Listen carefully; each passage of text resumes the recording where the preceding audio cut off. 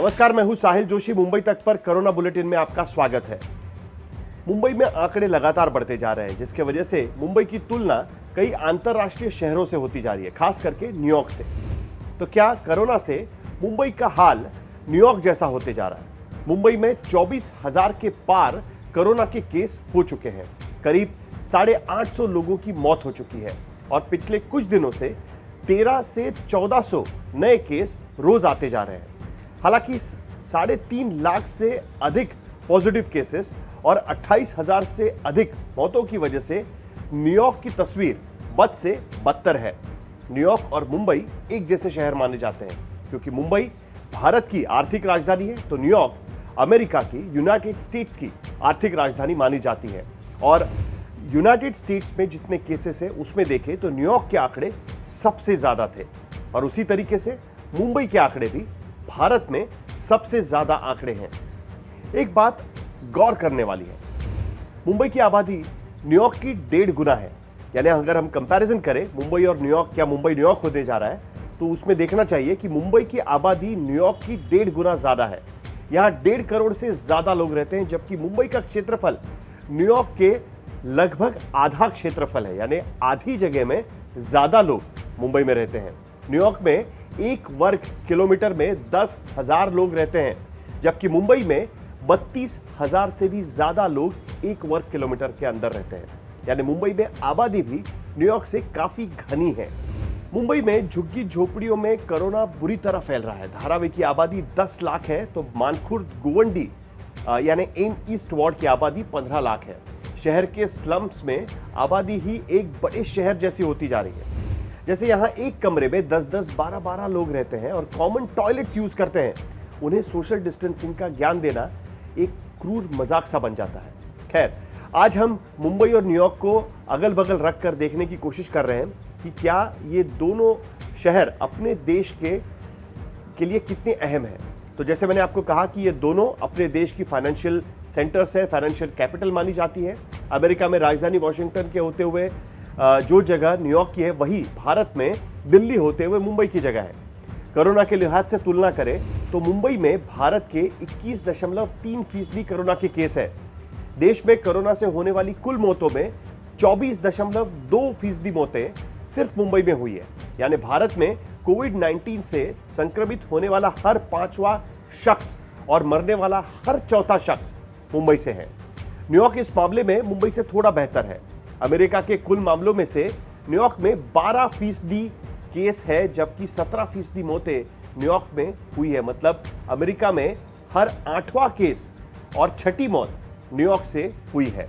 New York में 1 million यानी 10 लाख की आबादी पर 10,191 केस मिले हैं, जबकि मुंबई में अब तक 10 लाख की आबादी पर सिर्फ 1,114 केस ही मिल पाए हैं। न्यूयॉर्क में कोविड-19 से मृत्यु दर मुंबई के मुकाबले बहुत ज्यादा है।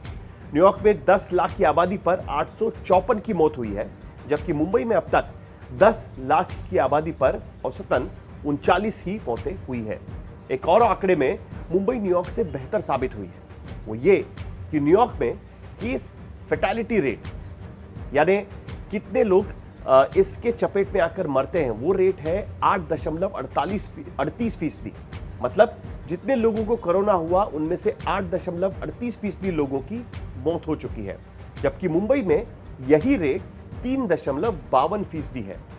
यानी मुंबई के रेट से करीब करीब डबल रेट न्यूयॉर्क का है। मुंबई में रिकवरी रेट भी ज्यादा है, यानी उसको जानकर भी आपको खुशी होगी। एक एनालिसिस से काफी पॉइंट्स ऐसे हैं जिनसे हमें तसल्ली मिल सकती है कि जैसे केस फैटेलिटी रेट और आबादी के लिहाज से मुंबई में कम केसों का होना, यहाँ तक कोरोना केस के दोगुना होने की बात है, तो ये पहले 3 दिनों में हो रहा था, इसके बाद 6 से 7 दिन तक पहुंच गया और अभी महाराष्ट्र में डबलिंग रेट 11.9 दिन का है। इसका मतलब यह हुआ कि वायरस का ट्रांसमिशन धीमा हो रहा है। मुंबई में भी यही ट्रेंड देखने को मिल रहा है, लेकिन हमें यह नहीं भूलना चाहिए कि न्यूयॉर्क की तरह उतने बड़े पैमाने पर यहाँ पर टेस्टिंग नहीं हो रही है। अस्पताल में बेड की कमी शुरू हो चुकी है, जो न्यूयॉर्क में भी हुई थी, और हमारा मेडिकल इंफ्रास्ट्रक्चर न्यूयॉर्क के सामने काफ़ी कमज़ोर है। अब न्यूयॉर्क अपने बुरे फेज से आगे बढ़ चुका है, यहाँ केसेस घट रही है, जबकि मुंबई का ग्राफ अभी भी बढ़ रहा है। जो न्यूयॉर्क का हश्र हुआ और मुंबई की आशंका को खड़ा कर रहा है, और इसी के चलते मुंबई में अब ध्यान देने की जरूरत है। एक और चीज पर गौर देने की जरूरत है कि जिस तरीके से मुंबई में लॉकडाउन किया गया है उस तरीके से न्यूयॉर्क में लॉकडाउन नहीं हुआ है। मुंबई में लोकल ट्रेनें बंद रही, जबकि न्यूयॉर्क में जो उनकी लोकल ट्रेन यानी ट्यूब्स जिसे कहा जाता है वो अभी भी चल रही है। उसके साथ साथ पब्लिक प्लेसेस वहां पर खोली गई है, जबकि मुंबई में पूरी तरीके से लॉकडाउन के अंदर बंद रखी हुई है। तो ये कमर्शियल तौर पर मुंबई और न्यूयॉर्क का कंपैरिजन है। ये बात तो बिल्कुल साफ है कि मुंबई में जब तक केसेस नहीं घटती तब तक लॉकडाउन खुलने की आशंका फिलहाल नजर नहीं आ रही। अब एक बड़ी खबर की बात, शहर में बेड की कमी की चलते महाराष्ट्र सरकार ने गुरुवार रात एक अधिसूचना जारी कर दी है और राज्य के प्राइवेट हॉस्पिटल्स और नर्सिंग होम में 80% से भी ज्यादा बेड रखे गए हैं उनके लिए, जिससे सरकार को 4400 बेड की सुविधा मिल पाएगी। राज्य सरकार ने इन अस्पतालों में इलाज के लिए फीस भी एक निर्धारित कर दी है, उस पर एक कैप लगा दिया गया है।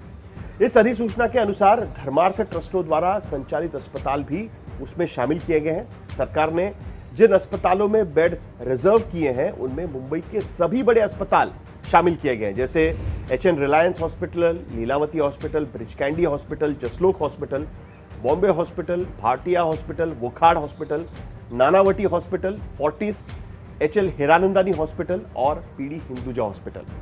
कोरोना संक्रमित रोगी के लिए प्रतिदिन 4000 रुपए से ज्यादा नहीं लिए जाएंगे। वहीं ICU का चार्ज अधिकतम 7500 रुपया निर्धारित किया गया, यानी उस पर भी कैप लगा दी गई है।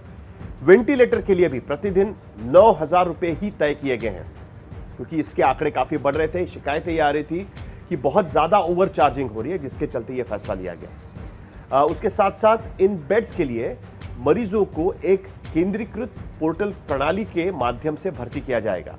इसमें डॉक्टर्स, परामर्श शुल्क, डॉक्टर्स का जो आमदनी देनी है वो, नर्सिंग, खाना पीना, भोजन और बेड चार्ज शामिल किया गया है। लेकिन corona test, PPE kit, CT scan और बाकी जो टेस्ट किए जाते हैं वो अलग से रखे गए हैं। इससे पहले एक प्राइवेट हॉस्पिटल में वेंटिलेटर के लिए कोरोना रोगी को सामान्य रूप से एक दिन में 40,000 रुपए से 50,000 रुपए का शुल्क देना पड़ता था। PPE किट के लिए अस्पताल अलग से शुल्क ले सकती है, लेकिन उन्होंने कहा है कि अगर PPE की लागत 100 रुपए है तो अस्पताल 110 रुपए से अधिक नहीं ले पाएगा। यानी एक तरीके से कैप लगा दिया गया है। प्राइवेट हॉस्पिटल जिस तरीके से चार्ज कर रहे थे उस पर। उसके साथ साथ ये भी कहा गया है कि कई अस्पतालों को तैयार रहने के लिए कहा गया है कि जो नॉन कोविड पेशेंट्स हैं उनकी ट्रीटमेंट्स भी प्राइवेट अस्पतालों में हो सके और उनको लौटाए ना, ये बात भी प्राइवेट अस्पताल को कह दी गई।